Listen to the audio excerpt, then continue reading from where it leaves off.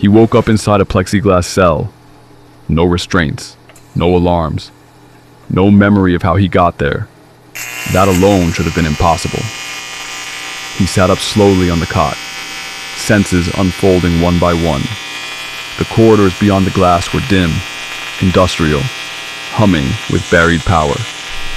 The air smelled of earth and gun oil. An underground facility, deep enough that the world above no longer mattered. His hearing reached outward.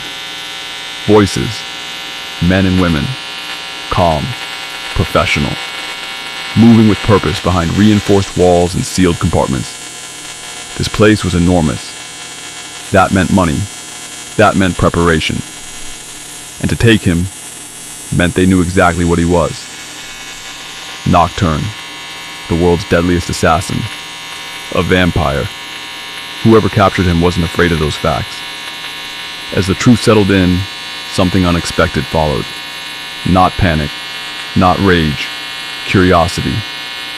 Welcome to Obsidian Quill Publishing Nightmares. If you enjoy dark, cinematic horror and supernatural stories, make sure to like, subscribe, and turn on notifications. It's the best way to help the channel grow.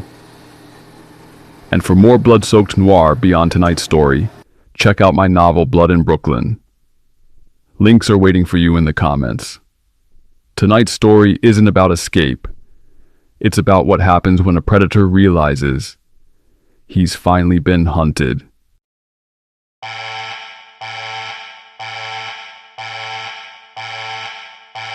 That damn siren again. Pain hammers through my skull like a slow, deliberate drumbeat. I open my eyes inch by inch. This isn't my home in Monaco. Not even close. They breached a residence designed to withstand coups, assassinations, and war. That's how I knew. Whoever captured me didn't just know what I was. They knew where I lived. The air burns, ammonia, stale metal, recycled breath layered with something worse. Scents overlap and collide, confusing, invasive. One of them I recognize immediately. Human. Close. Maybe 15 feet away. The others are wrong, old, ancient, older than me. I force myself to focus, clawing at the frayed edges of my memory before they slip away again. The last clear moment I have is returning from a mission. I remember peeling off my body armor, unfastening the tactical gear piece by piece, letting it hit the floor with dull, useless thuds. I actually laughed to myself, quiet, bitter, at the idea that I still bothered with protection. Bullets knit closed in seconds. Blades were an inconvenience at best. Habit took over. Routine, the only thing that ever kept me grounded. I checked the CCTV feeds mounted outside the windows, scanning empty streets and frozen shadows. Nothing moved. I double-checked the locks anyway, once, twice, a third time, every bolt seated, every seal secure, safe. I crossed the room and reached for my blood stash. That's when something felt off. I sat at my laptop, pulling up my bank accounts, verifying balances out of reflex more than need, proof that control still existed somewhere in my life. The numbers were there, unchanged, solid. Then the room tilted, not a stumble, not dizziness. A drop, like gravity had suddenly remembered me. Then it clicks. A sedative I knew at the moment I tasted it. Too clean, too sharp. I should have trusted my instincts. I push myself upright, muscles sluggish, head swimming. That's when the figure speaks. Welcome back to the land of the living, Nocturne. A pause, measured, enjoying this. Or should I call you Joshua Gaines? Second Lieutenant, Echo Squad, presumed killed in action. My eyes lift fully now. But you didn't die, he continues. Did you? I turn toward the voice, and recognition hits harder than the drugs ever could. Standing in front of my plexiglass wall is a middle-aged African-American male, the Secretary of Defense himself, Conrad Johnson, standing there like he owns the room, like he owns me. Johnson continues, his voice steady. I used to think I'd seen everything. He pauses, not for drama, but to force my attention outward. If you're wondering where you are, he says, this is a bunker 1 mile beneath the surface, built to house the things people only encounter in nightmares. He gestures casually, like big over there. I follow his hand. Strapped to a reinforced steel table is a 15-foot Bigfoot, muscles bound, chest rising slow and heavy under the influence of a powerful sedative. I can hear his heartbeat, thick, sluggish. His scent hits me next. Primal, damp earth, old forest. That one's responsible for 60 missing campers, hikers, drifters, Johnson says, from Canada down to Oklahoma. He doesn't look at the creature when he adds, when we caught him, he'd just finished killing a mother and her 5-year-old daughter. Johnson moves on. And these bastards. Another gesture, another cage. 8 figures fill the massive plexiglass enclosure. Canine silhouettes, 8 feet tall, black fur matted and stiff with dried blood. They stand on hind legs, all fangs and muscle. The smell of copper and rot bleeds through the air. Their yellow eyes lock onto everything they see. Until Johnson steps closer, they retreat instantly, press back, submissive. These fed on the homeless, he says, wiped a small town in Southern California clean. One last motion of his hand. And over there, 4 shapes crouch in the shadows, tall, skeletal, skin pale and stretched tight, long claws, mouths packed with needle-thin fangs, rakes. And this old girl behind you, Johnson adds almost as an afterthought, was the most dangerous of them all. He hooks his thumb over his shoulder. I turn. A plexiglass enclosure looms behind me.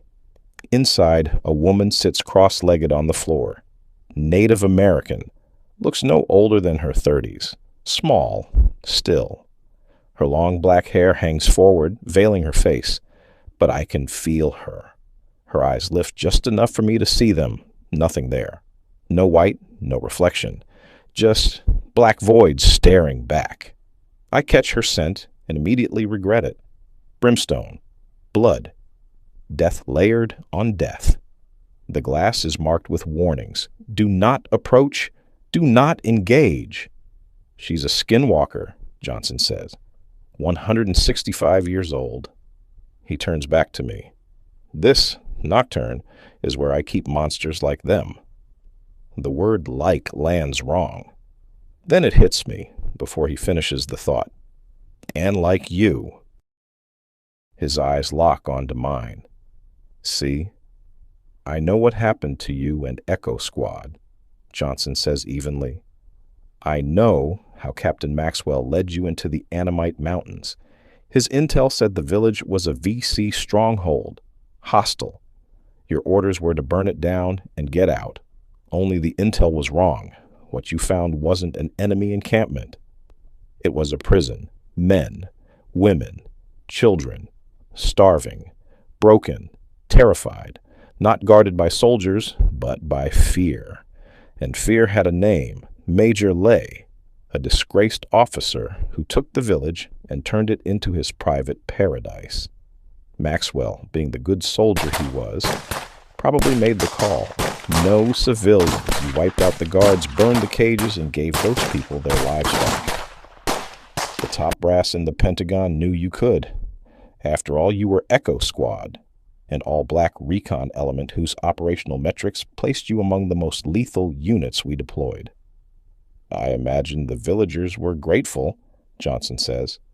At least at first. A thin smirk creeps across his face. But they had a secret, didn't they? He whispered. He takes a slow step closer, voice calm, almost instructional. See, Major Lay wasn't just keeping them in line. He was keeping their guardian away. With him gone, whatever protected that village was going to return. And when it did, it wouldn't care about gratitude. It would care about punishment. Johnson tilts his head. For allowing the disrespect, for letting outsiders interfere. They understood that. So they made a decision. He paused. They fed you, thanked you, sang for you. And then they drugged all of you. That night they built a fire, tied you to stakes inside a hut at the jungle's edge, chanting words you didn't understand. Ahul, hoot mau. Ahul, hoot mau. And when the flames burned low, something answered them. Something big, moving fast, screeching and flapping its huge wings. That's when you realized what you were. A sacrifice. I cut him off. Stop! The word tears out of me, raw and unsteady. My head throbs as the memory claws its way forward. Hot, sharp, unbearable. There was an opening, I say, voice breaking despite myself. Above us, in the trees. My vision blurs. I'm back there in the jungle. A shadow, dripped down from it. I swallow hard. 9 feet tall, hunched, wrapped in darkness. Black, leathery wings, 12 feet across, folded around its body like a cloak. Its face was wrong, half bat, half man, red eyes burning like coals, a mouthful of wet, daggered teeth. My hands curl into fists. It didn't hesitate. I remember Banks. He screamed first.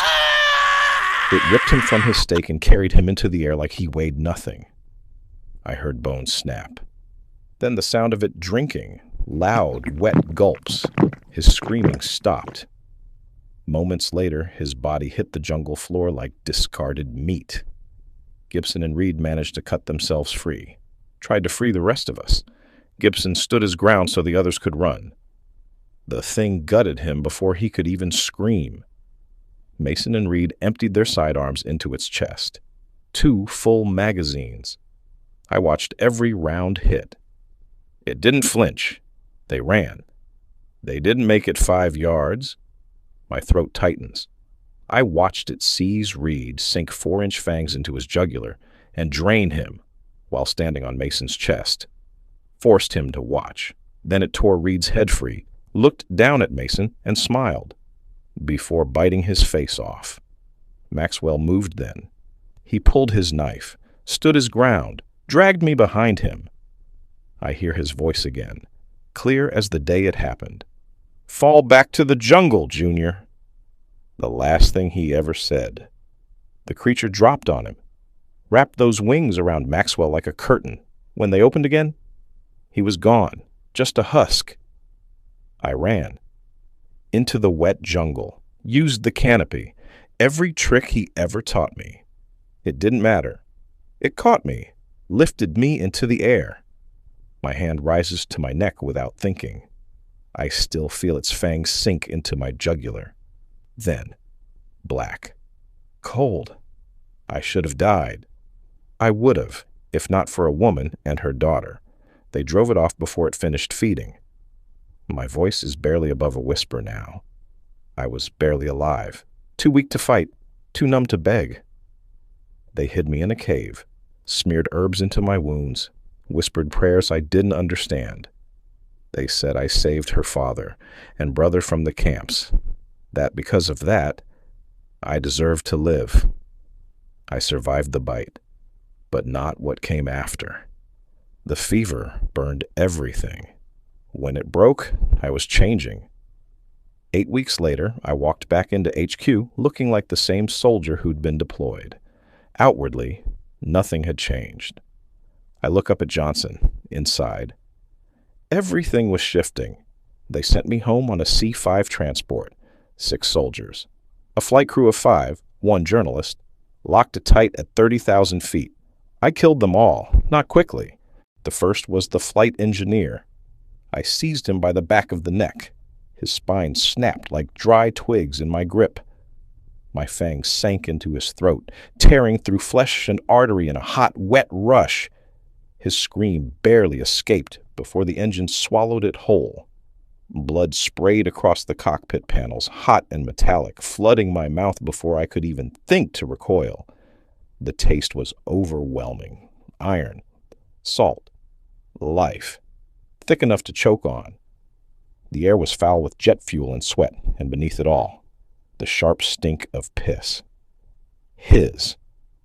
I dragged what was left of him down the aisle. His boots left wet, dragging streaks of red across the floor as the cabin lights flickered, dimmed, then steadied again, like the aircraft itself was trying to look away. That was when it happened. Something unlocked inside me. The curse of a hool broke loose. Agony ripped through my spine as my back split and stretched, bones grinding, skin tearing, muscle knitting into something vast and wrong. Great leathery wings burst free, snapping open with a sound like canvas tearing in a storm. My fangs slid fully into place. No longer retreating, no longer hiding. My ears lengthened, sharpened, catching every scream, every heartbeat. My hands twisted, fingers thickening, nails hardening into claws. I roared, not in triumph, in pain, but the pain didn't last. The soldiers came next. One of them dropped to his knees and tried to pray. His lips barely formed the words, "Our Father," before I crushed his windpipe. The sound was soft, final. After that, there was no order, no mercy, just motion. I tore through the cabin like a living storm, fangs, claws, fury unleashed. Flesh split, bones snapped. One man tried to crawl into a cargo crate, sobbing, begging to be unseen. I ripped the door open, hauled him out by his ankles, and drove my hand through his chest like it was wet paper. His heart came free in my grip, still twitching when I dropped it at his feet. The journalist lasted the longest. Poor bastard thought words could save him, thought understanding still mattered. I opened his throat with a single swipe and watched realization bloom in his eyes as he drowned on his own blood. By the time the C-5 crossed into U.S. airspace, I was the only thing still moving on board. I wrenched the side hatch open as the plane began its crash. Decent. The wind screamed through the cabin, violent and ecstatic, ripping loose papers and debris, howling like a Stones groupie losing her mind. But I didn't hesitate. I jumped. The wings on my back caught the current. I glided away. Johnson doesn't react to the story. He simply takes the conversation back. "We found the wreckage of the plane," he says flatly. "Charred remains, unidentifiable, enough to close the file." He folds his hands behind his back. "Everyone was declared dead. It was cleaner that way." He paused. "Officially, Echo Squad ceased to exist. No survivors, no questions, no follow-ups." He looks at me then, eyes empty of sympathy. "It made it easier for you to disappear. No body, no funeral, no one looking too closely when you failed to show up in the world again." His voice doesn't change. "You didn't fall through the cracks, Joshua. You were filed away." Another pause. Longer this time. "Once you were dead on paper," he adds, "you became useful in ways living men never are. My predecessors lost track of you." Johnson continues, unbothered. "Frankly, they weren't inclined to waste resources looking for a black soldier, corpse or otherwise. Convenient blind spot." He tilts his head, studying me. "You were perfect. You move like smoke. You strike without hesitation. No heartbeat, no conscience signal, no pause." His lips tighten. "I reconstructed your timeline." He gestures vaguely, as if scrolling through a file only he can see. "You started local, organized crime, street dealers, pimps bleeding their own neighborhoods dry. You made examples of them. Quiet ones. Disappearances no one bothered to investigate. A step closer. Then you undoubtedly escalated. Land barons, men in tailored suits, buying up entire blocks in cities they'd never lived in. Their money bought them walls, guards, anonymity. They believed themselves untouchable." A thin smile.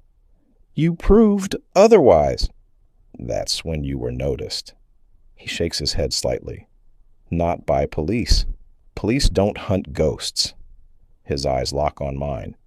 "By the real players, CIA, Interpol, MI6, the ones who move borders with briefcases and bury mistakes in oceans."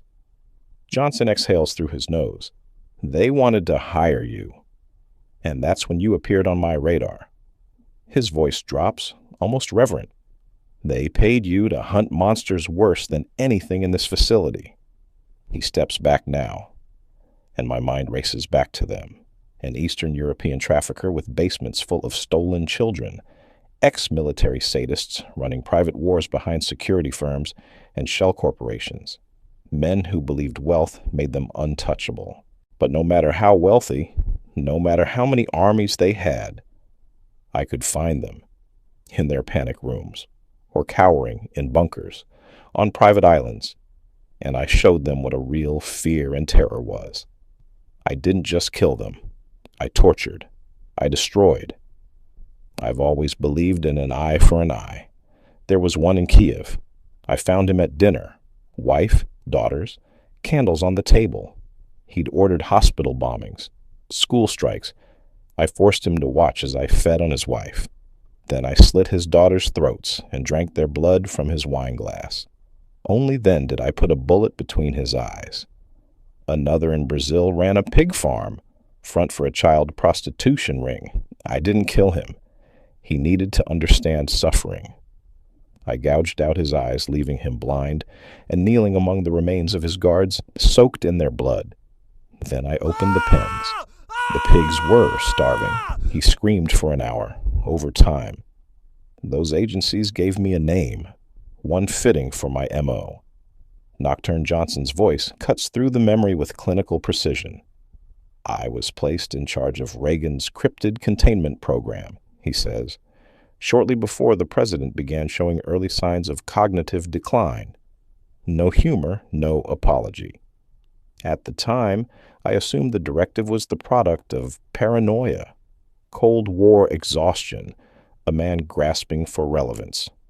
He removes a photograph from his jacket and holds it up, not offering it, not explaining it, simply presenting evidence. An aquatic humanoid, white, pupilless eyes, webbed claws, a powerful tail built for depth and pressure. Our first successful acquisition, 1982. The Mariana specimen down the hall, he watches me carefully. Once you confirm that a divergent hominid exists, he continues, the question is no longer if others exist. It becomes how many. I swallow. So this is a zoo, I say. Johnson turns slowly, irritated by the simplification. No, he replies flatly. A zoo observes. He gestures to the cells, the glass, the restraints. This is a development facility. You are not contained for preservation, he says. You are retained for extraction. Blood, tissue, bone density, neural response, regenerative capacity, behavioral thresholds. We isolate traits, Johnson continues. Splice what proves viable, discard what doesn't. His tone never changes. Some integrations stabilize, others fail catastrophically. He studies the corridor as if reading invisible data. You've seen the results without realizing it. Soldiers exceeding expected size limits, swimmers outperforming human lung capacity, disease resistance emerging where none should exist. A pause. New pathogens, new cures, controlled variables. His eyes return to me, sharp, intent. My work. Then, softer, more focused. You're an anomaly, Nocturne, Johnson says. Your genome hasn't been fully mapped. His eyes never leave mine. I don't yet know what portion of you is curse and what portion is biology. You survived an encounter that should have been terminal. A Hool isn't a true vampire. So explain this. A subtle gesture toward my mouth, my hands, my back. Fangs, claws, wings, and drinking blood. Not disgust. Not awe. Curiosity. You adapted. He steps closer to the glass. Your abilities haven't stabilized, Johnson says. They haven't plateaued. He studies me like a flawed equation. Your strength and regenerative response exceed every projection we've run. Chronologically, you're over 80 years old. Biologically, you look 21. If I can isolate that mechanism alone, he continues, and cellular senescence becomes obsolete, Aging as a process ends. His gaze sharpens. That discovery wouldn't just replace cosmetic medicine, he says. It would erase it. And that, he adds, is why you will never leave this facility. You weren't engineered, he says finally. You weren't designed. The faintest edge enters his voice. And that, he adds quietly, is what makes you valuable. That also makes you dangerous. He steps back, already losing interest in my reaction. I will access the full extent of your capabilities, he says. Voluntary cooperation is irrelevant. Then he turns and walks away, not threatening, not triumphant, already calculating how much of me he can take before there's nothing left worth keeping. I press my palm against the plexiglass. Johnson. He stops, doesn't turn, doesn't acknowledge me, but he listens. $10 million, I say evenly. That gets him. He turns slowly, eyes meeting mine. I'd kill sadistic pricks like you for $10 million. I continue. That's the going rate. You caged me, threatened to dissected me, to turn me into a parts list. I lean closer to the glass. I'm going to get out of here. And when I do, I'm going to make you suffer long enough that you'll gladly pay me $10 million just to finish you. For a moment, neither of us moves. Then Johnson smirks. A practiced thing. Political. Empty. He turns and walks away, unhurried, controlled. But I can hear it, his heartbeat. Fast, irregular, just enough. Johnson is afraid. Starve him, he barks. Make him weak. I almost smile. I learned something about myself the hard way. I can go 10 days without feeding. 10 days before the edges blur, before restraint becomes a suggestion instead of a rule. And when I do feed, it isn't pretty. It's only day 2. That's the mistake men like him always make. They think hunger is the same as helplessness. They think power comes from withholding instead of surviving. His heartbeat fades, but the building doesn't quiet. It never does. The guards are talking now, down the corridor, trying to sound casual, failing. They eat better than we do, one mutters. Yeah, another replies, and they don't look at you like that. Dogmen. I can hear the breaths and snarls, the scrape of claws against concrete, the low, restless sounds of creatures that know they're caged but haven't forgotten what they are. The guards are scared. Good. Fear sharpens the breath, speeds the heart, loosens discipline. Scared men rush. They forget procedures. They double back. They leave doors unsecured. They talk when silence would keep them alive. And someone is going to pay for his little demonstration of control. I close my eyes and press 2 fingers to my neck. Fast. The monument still stands. For now. Day 5. They approach like men who think I'm weakened. Keys rattle. Boots echo. One of them laughs too loud, trying to convince himself. See, he says, barely holding himself up. I let my head hang, let my breathing stay shallow. Let the lie live. Before the door opens, I press 2 fingers to my neck. Slow, thin, still mine. Not yet. The door slides open. Cold air spills in. Restraints detach from the wall with a mechanical click. They don't notice my hand lowering. They don't see my posture change. The first guard steps closer than he should. I feel my pulse racing. Faster now. The line is close. I move. Not in a blur. Not in a frenzy. In a decision. My grip closes around his arm and twists. Bone doesn't crack. It fails. The break is immediate, total. Structural collapse instead of injury. He has time for one sound, a single wet scream that cuts off as I pull him in and feed. Fast, deep, necessary. His fear spikes first. Hot, panicked. Then the strength follows, rushing back into me like something ancient snapping awake after pretending to sleep. His body goes slack. The arm drops from my hand and hits the floor a heartbeat later, heavy and final. The second guard freezes. I can hear his breath tearing in and out of him, shallow, uneven. His hand fumbles for his weapon, fingers slick, traitorous. He can't look away from the blood at my mouth. I press 2 fingers to my neck. Fast, but not too fast. I let my hand fall. No more checks. I step past him before he remembers how to scream. The alarms begin to howl behind me, red light strobing across the corridor, but I don't run. I don't need to. I advance. Each step carries weight now, each one deliberate, inevitable. The facility feels it. I feel it answering me. The containment wing opens ahead. I hear it before I see it. A breath so deep it vibrates the floor beneath my feet. A slow, massive inhale that rattles fixtures and makes the lights flicker. The Bigfoot cage. A thick plexiglass wall stands between us, scarred, clouded, stressed white at the edges from years of resistance, from fists and shoulders and bodies thrown against it again and again. Cracks spiderweb just beneath the surface, stopped only by fear and reinforcement. I V-line snake into flesh that should never have known restraint, pumping obedience, compliance, sleep. Electrodes cling uselessly to skin thick enough to turn blades. They never broke him, they just delayed him. I place my hands on the wall. For a moment, nothing happens. Then the plexiglass flexes. It bows inwards, screaming as pressure builds.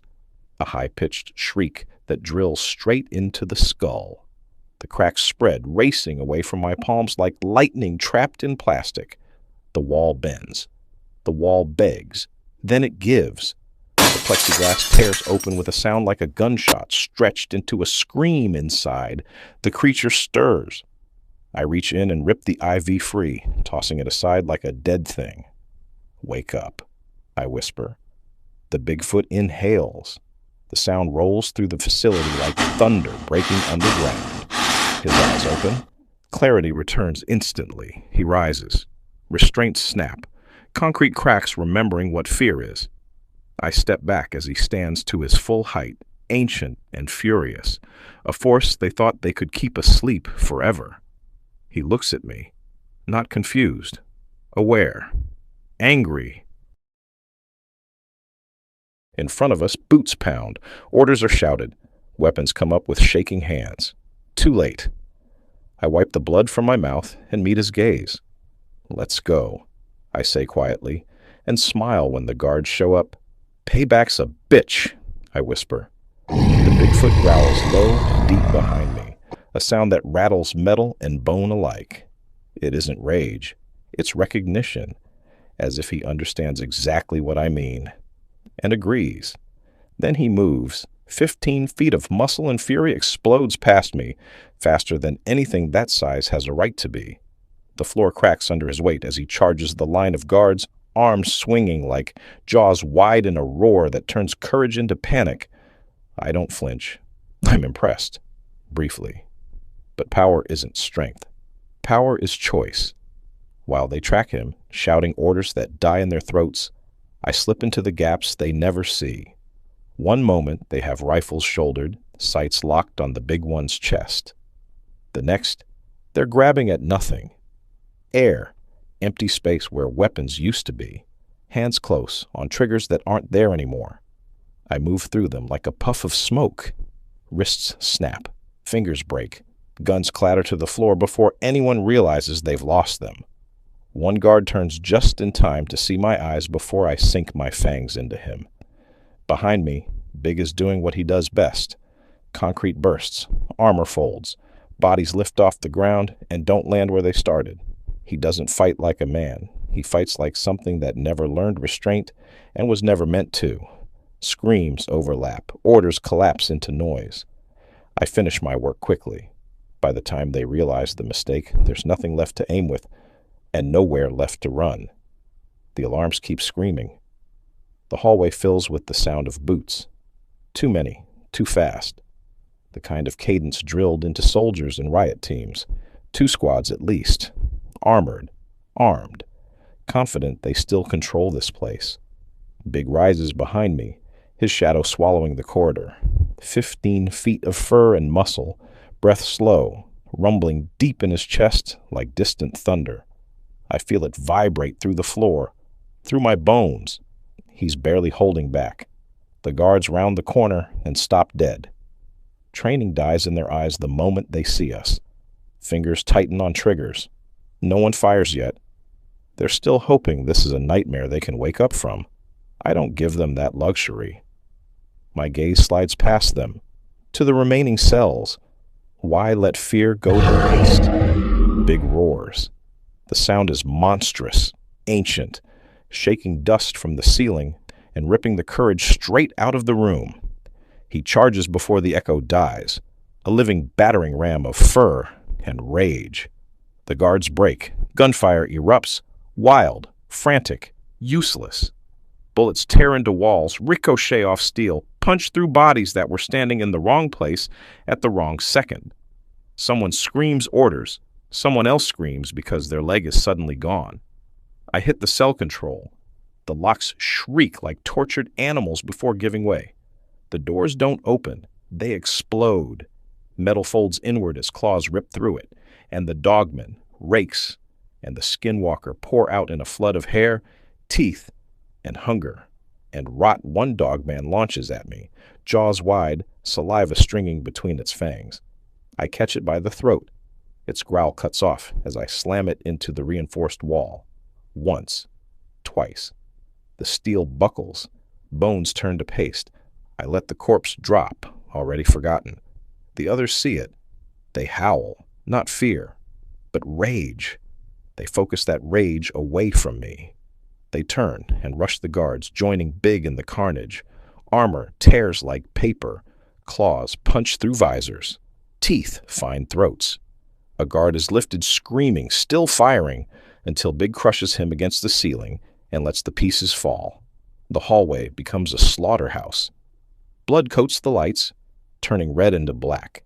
The alarms are still screaming, but they're nothing now, drowned out by the sound of bodies breaking and people begging to be anywhere else.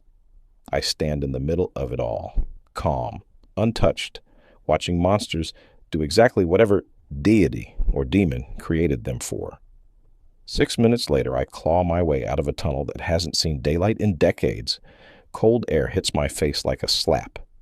I pause at the mouth of it, half crouched, letting instinct take over.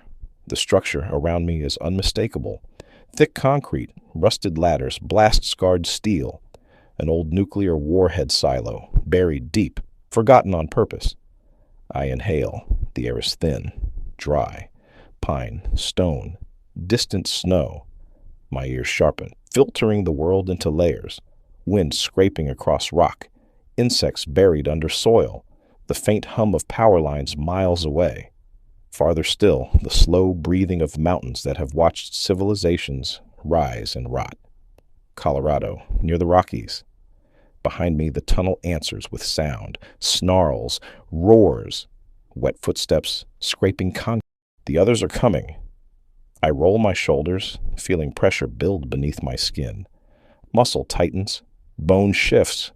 With a violent rip, my wings tear through what's left of my shirt. The sound is obscene, fabric shredding, flesh stretching, leathery membranes snapping open as if tasting freedom for the first time. One powerful flap lifts me off the ground. I rise just enough to see it. Big hauls himself out of the silo, massive hands crushing rock as he climbs. He doesn't look back. Doesn't need to. He turns north and disappears into the trees, each step shaking the earth like a warning shot. The dogmen follow next, spilling out in twos and threes. They hesitate only a moment, nostrils flaring, then peel south, howling as they vanish into the wilderness. The rakes eerily move, each going its own separate way, as if they caught a scent they must follow. Then she emerges, the skinwalker. She moves differently, wrong, too smooth, too deliberate. She looks up at me, eyes catching the light, and smiles with a mouth that knows too much. She laughs, a soft, wicked sound. Then she darts off after the dogmen, her shape already blurring as she runs. I watch them scatter across the land like unleashed sins. I should be worried. I'm not. Because while monsters are loose in the mountains, I have bigger fish to fry. Johnson, some men believe they're untouchable, too rich, too connected, too insulated by walls, money, and other people willing to die for them. They think power makes them immune to pain, to fear, to consequence. The real question was never how to get to Johnson. It was how many men had to die before I could. For him, the number was 15, mostly security, armed professionals, men with families, mortgages, routines, men who showed up, did their jobs, and trusted the system to keep them alive. Now they're corpses. I made it clean, efficient. I made it look like Johnson died in a car crash, burned metal, twisted steel, just enough DNA to sell the lie. The world mourned him. The news cycle moved on. That was 3 days ago. Johnson knows better. He wakes up every few hours screaming, chained in the dark, throat raw from begging. I remind him of the deal every time his hope starts to surface. $10 million. The price of ending this. I don't rush it. Pain is more effective when it has time to settle in, when the mind starts doing the work for you, when every sound becomes a threat and every shadow feels personal. I can hear his heart struggling now, weak, irregular. Fear does that. I may have to give him a transfusion soon. Can't have him dying too early.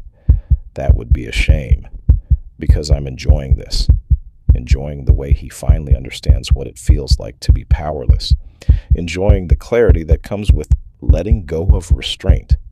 For once, I'm not pretending to be anything else. For once, I'm having fun being the monster.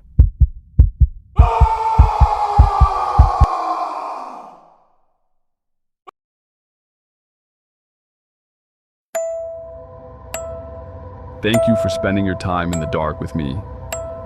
Stories like Nocturne exist because of listeners like you. People who choose atmosphere over noise, tension over comfort, and stories that linger long after the screen goes black. If you enjoyed tonight's nightmare, please take a moment to like, subscribe, and hit the notification bell. It may seem small, but it makes a real difference. Your support is what allows Obsidian Quill Publishing Nightmares to continue growing, reaching new listeners and bringing these stories to life. More tales are coming. More creatures hiding in plain sight. More truths buried beneath the surface.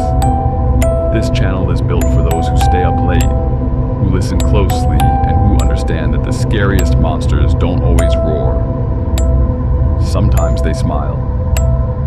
Until next time, keep your lights low, keep your doors locked, and stay tuned to Obsidian Quill Publishing Nightmares.